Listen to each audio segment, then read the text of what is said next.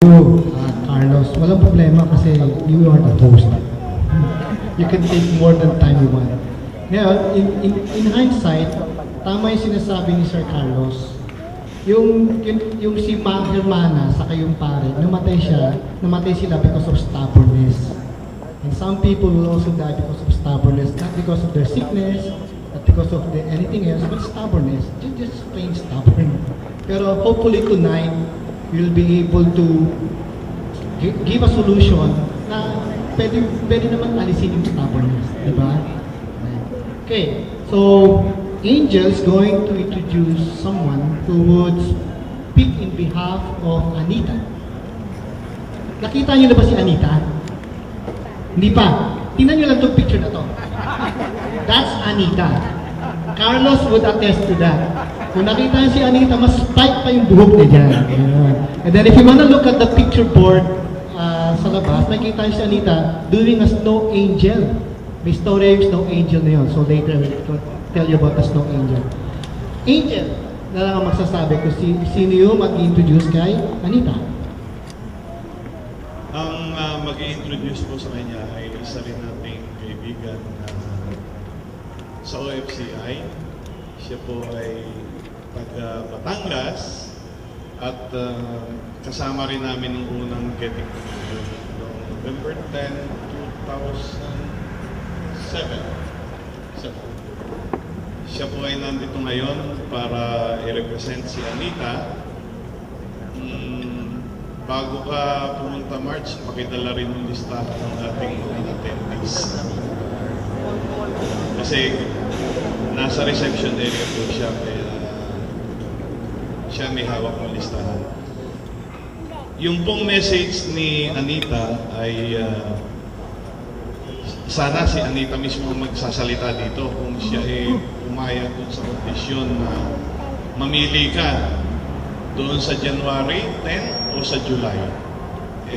Mukhang nanalo yung July kasi yun yata ang threat sa kanya ni husband na pag pumunta ka sa January 10 affair, walang July.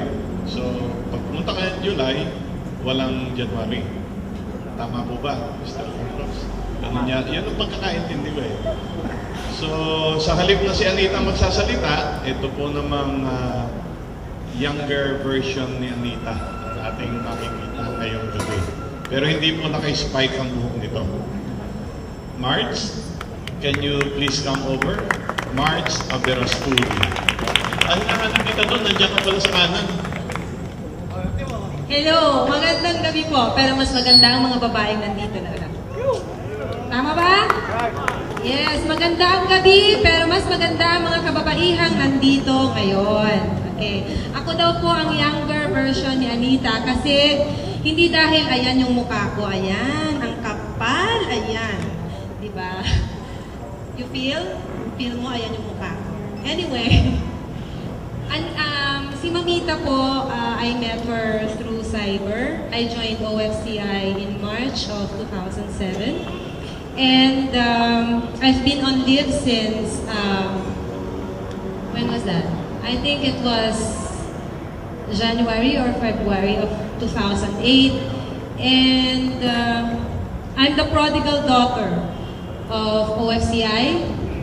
Nagmaktol, umalis, lumipat sa kapitbahay, pero inaway ng kapitbahay, kaya bumalik sa sariling bahay.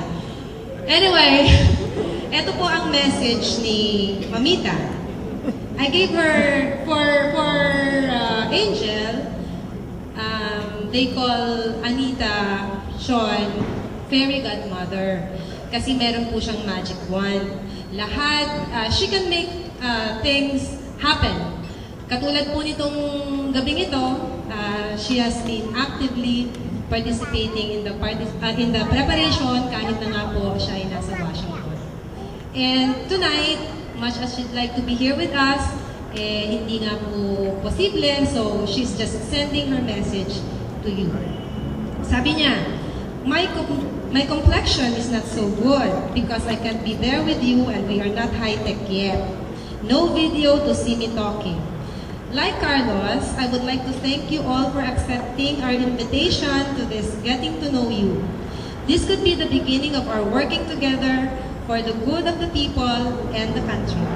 I ask you all to visit Anita's Kitchen through knitskitchen.com, that's our website, and find out about some of us. Sorry. First, let me tell you that I am the image of the picture you are seeing now, with my signature hairdo.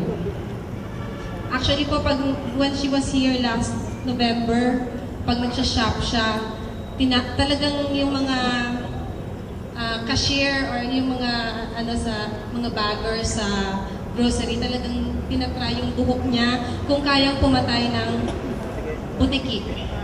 At kaya po talaga. Yan. So last Christmas week, it snowed in Washington, and for the first time after 40 years, we had 3 feet of snow in Bremerton, where I live. I played around and took pictures, and our Dr. Nelson Paguyo dared me to do an angel on my front yard. Well, I dared him back. If I do a snow angel, will he donate to the self-help nutrition program? He pledged $100 if somebody will match his donation. And guess what? In a few minutes, I had pledges over his pledges. And the smart doctor did another dare. If I can raise $2,000, he will double his donation. Now I took his dare again. And guess where we are right now? We can start with 40, take note, 40 barangays. A seed money of $50 can start a barangay willing to join the program. Will you please help me keep my complexion vibrant and my spike keep on spiking? US checks are acceptable. Philippine checks also if you are low in cash. No debit cards, no credit cards. We are still low tech. Salamat po, Anita Sean, OFCI Chair of the Board and a member of PPP. So para po sa kaalaman ng lahat, meron po tayong donation box doon po sa ating registration table. We welcome your donation. We will welcome your donations in any amount at pwera nga lang daw po ang credit cards kasi wala kaming swiping machine. So anyway, sa mga taga-OFCI, kumakamot ka dyan, Senator Aguilar, kita-kita. Kahit nasisilaw ako sa ilaw nung kumakamot ka sa ulo mo, you think masyado na akong mahaba magsalita, no? Hindi ako kakampanya when you run for senator. He will in 2010. And beside him is Dr. Rusty Balderian, Dr. Mayor of Tabon-Tabon Leyte, who will soon be congressman. Okay? So, tandaan po ang mga pangalan. Maraming salamat po, and to the OFCI members who are here, maraming salamat for accepting me again in your midst. Kahit ako ay isang prodigal daughter. Younger Anita daw ako. Ganon. Next time mag-spike ka na rin, ha? Let's give Anita warm round of applause. Sa kanya maliit lang. Kaya Anita dapat yung pinakamaraming applause. Wow. So, nalaman nyo na yung istorya ng Snow Angel. You know, if you look at the board, Anita was wearing sabi niya, $4,000 fur coat. At pinanglatag lang niya doon sa snow. All for the sake of the feeding program. Yun yung sinasabi na yung $50 per barangay. No, yung $50 na yan, I just give you a synopsis of the project. YFCI is going to roll out a self-help feeding nutrition program sa mga barangays. We're going to teach young mothers, single mothers, or women na pagka-share mo yung budget. In fact, doon, nakikita nyo, mayroong sample ng recipe, di ba? Mash kanina. Doon sa program na yon, we're gonna be presenting 4 recipe sa barangay feeding program. Pero, pagkakasya nila yung 500 pesos para doon sa 4 recipe to feed 30 stomachs. Parang hindi kayo na kaya ba yun? Silence kayo, no? 500 pesos